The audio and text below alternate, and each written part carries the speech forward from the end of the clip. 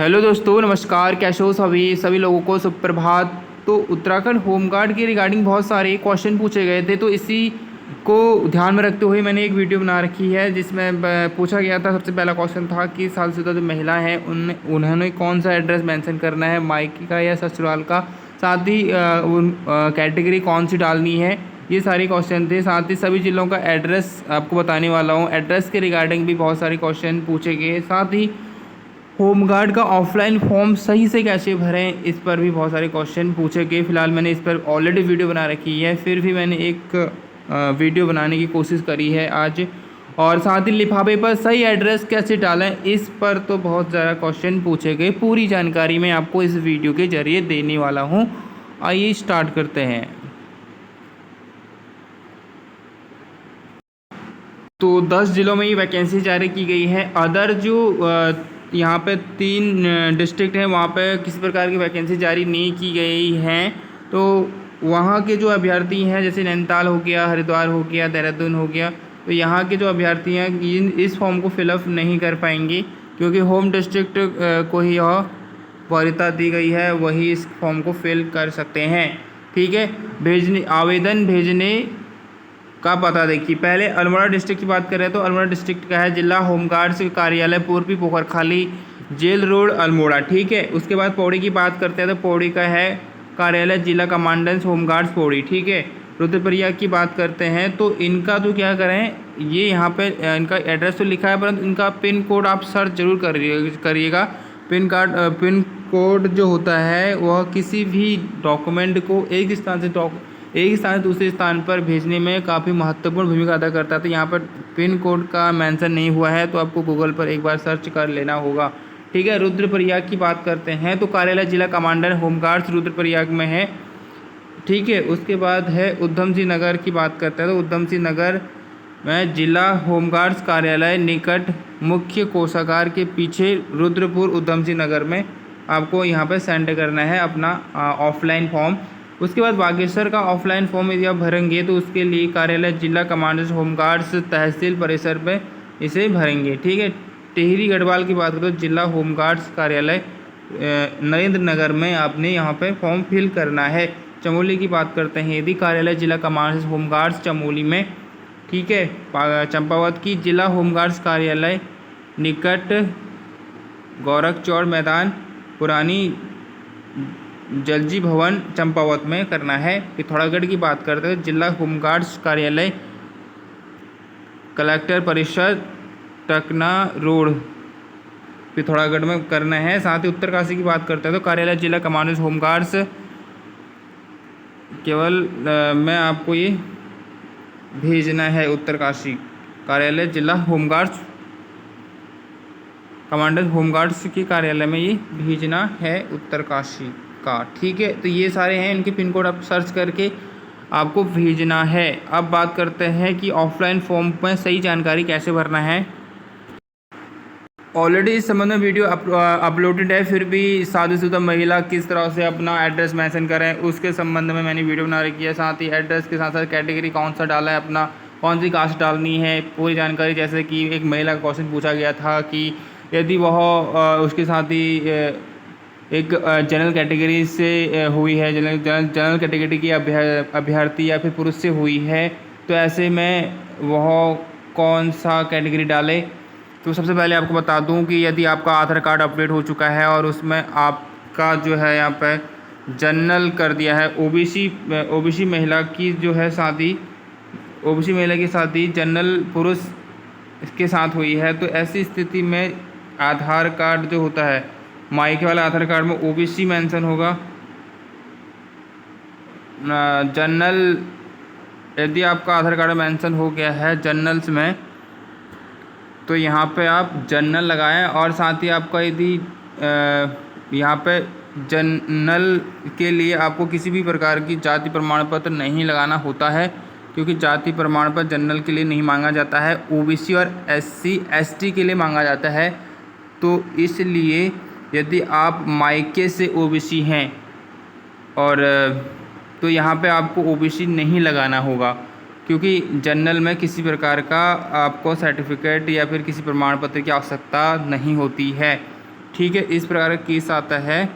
और साथ ही एड्रेस की बात करते हैं तो एड्रेस में देखिए जैसे आधार कार्ड है आपका, आधार कार्ड में आपका एड्रेस मायके का अभी भी अंकित है। अभी हाल ही में किसी महिला की शादी हुई है और वो अप्लाई करना चाहते हैं होम गार्ड के लिए, तो आधार कार्ड में जो आपका मेंशन है मायके का और ससुराल का मेंशन आपने अपडेट कर दिया है, तो ऐसी स्थिति में आपको यहाँ पे ससुराल वाले जो है उसका एड्रेस मेंशन करना होगा। ठीक है, या फिर आप यहाँ पे देख सकते हैं दो एड्रेस हैं आपके, एक तो स्थाई होता है, ठीक है, स्थाई, और एक पत्र व्यवहार का पता होता है। तो यदि आपका स्थाई पता और पत्र व्यवहार का पता सेम ही है तो आप यहाँ पर लिख देंगे। जैसे कि आपका स्थाई पता कहाँ हो गया, जहाँ आपकी शादी हुई है, और पत्र व्यवहार का पता यहाँ पे आपका वही सेम हो जाएगा यदि आपने आधार कार्ड में करप्शन किया होगा।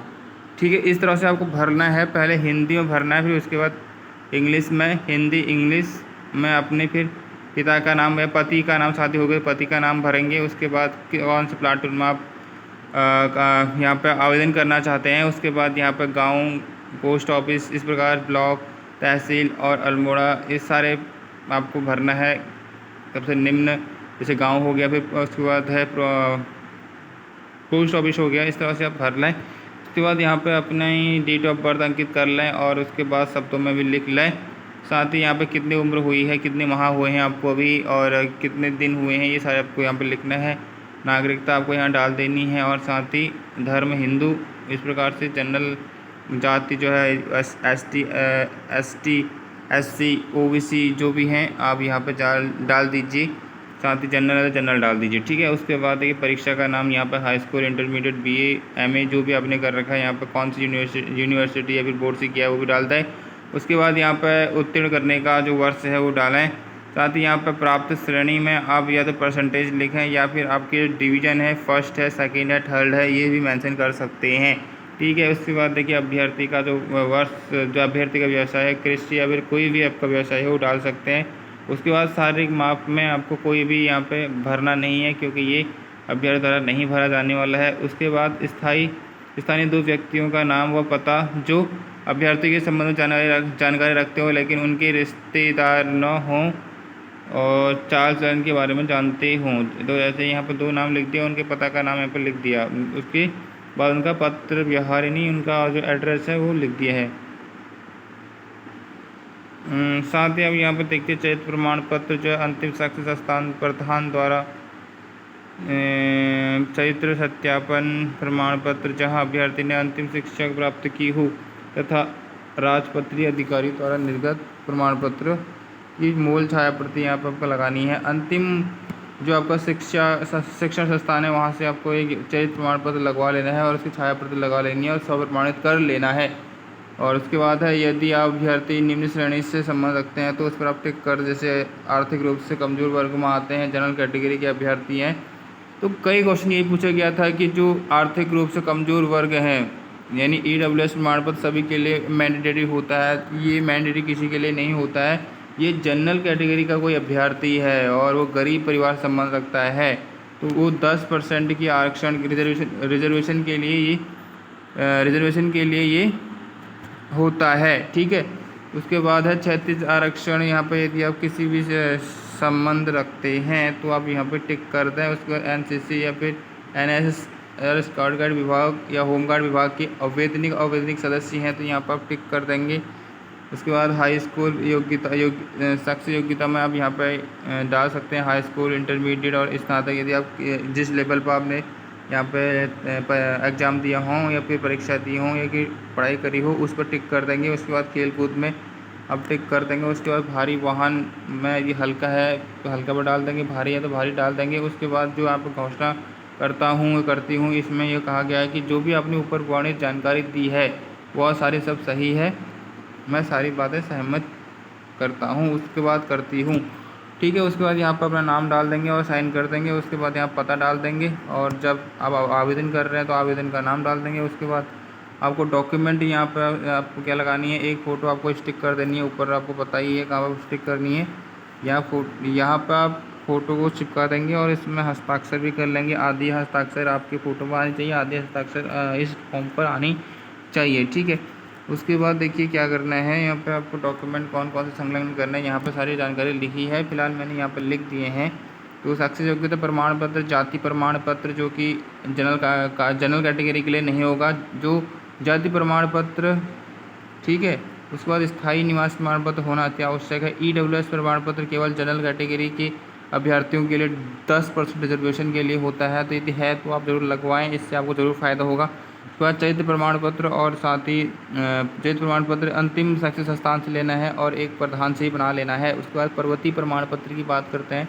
यदि आपको हाइट में छूट चाहिए तो आप यहाँ पर पर्वतीय प्रमाण पत्र बना लें। आयु प्रमाण पत्र में आप आधार कार्ड लगा सकते हैं। अनापत्ति प्रमाण पत्र यदि किसी सरकारी या अर्ध सरकारी विभाग में कार्यरत हैं अभी वर्तमान टाइम में और होमगार्ड में जाना चाहते हैं तो आपके लिए एक इम्पॉर्टेंट यहाँ पर प्रमाण पत्र आवश्यकता होता है अनापत्ति, और साथ ही भर्ती स्तर पर 2 फोटो आपको ले जानी है, ठीक है। तो इस तरह से आपको फॉर्म फिल कर लेना है।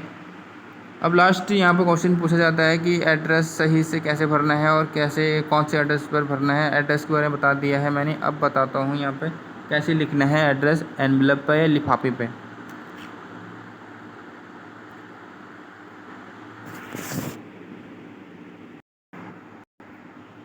दोस्तों एड्रेस मेंशन करने के लिए आपको क्या लिखना है, application for the post of home guard, या फिर आप यहाँ पर कमांडर भी लिख सकते हैं यदि आप कमांडर के लिए कर रहे हैं तो, ठीक है। उसके बाद कैटेगरी यहाँ पर डाल देनी है, आप जनरल से हैं या फिर SC ST OBC से हैं तो यहाँ पर आप राइट साइड में आपको कैटेगरी डाल देनी है और लेफ्ट साइड में